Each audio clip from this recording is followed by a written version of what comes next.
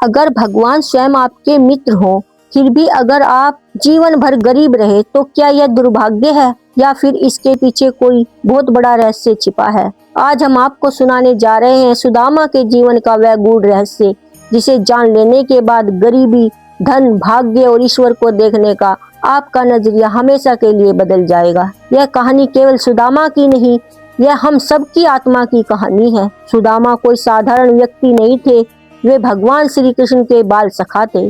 गुरुकुल में 7 पढ़े, 7 भूखे रहे, 7 कष्ट सहे, लेकिन समय बदला। एक ओर श्री कृष्ण द्वारकाधीश बने और दूसरी ओर सुदामा, फटे वस्त्रों में लिपटे, टूटी झोपड़ी में रहने वाले, भूख और अभाव से जूझते हुए ब्राह्मण। भगवान के इतने निकट होने पर भी सुदामा गरीब क्यों रहे? सुदामा के हृदय में धन की इच्छा ही नहीं थी। उनका मन कहता था, जो है वही पर्याप्त है, जो मिला वही प्रभु की कृपा है। ईश्वर इच्छाओं के अनुसार देते हैं और सुदामा ने कभी मांगा ही नहीं। जहाँ मांग नहीं वहाँ संग्रह नहीं। सुदामा का जीवन सुख के लिए नहीं, साधना के लिए था। गरीबी उनके लिए दंड नहीं, बल्कि आत्मा को तपाने की अग्नि थी। सोना आग में तपता है तभी शुद्ध बनता है। ईश्वर ने सुदामा को धन नहीं दिया क्योंकि उन्हें हीरा नहीं, हीरे की चमक बनाना था। धन अक्सर अहंकार लाता है और अहंकार भगवान से दूरी। सुदामा के पास कुछ नहीं था, इसलिए उनके भीतर अहंकार का नामो निशान नहीं था। उनका सिर झुका था, हृदय भरा था और आत्मा पूर्ण थी। ईश्वर अपने प्रिय भक्तों की सबसे कठिन परीक्षा लेते हैं, क्योंकि जिसे अधिक दिया जाना होता है उसे पहले अधिक तपाया जाता है।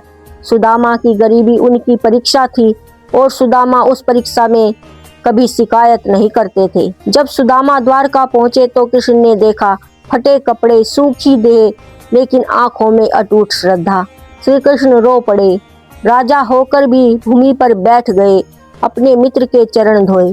कृष्ण ने सुदामा को धन नहीं दिया, उन्होंने सम्मान दिया, और जहाँ सम्मान मिल जाए वहाँ गरीबी स्वयं हार मान लेती है। सुदामा गरीब इसलिए नहीं थे कि वे भगवान उन्हें भूल गए थे, बल्कि इसलिए थे क्योंकि भगवान उन्हें संसार से ऊपर उठाना चाहते थे।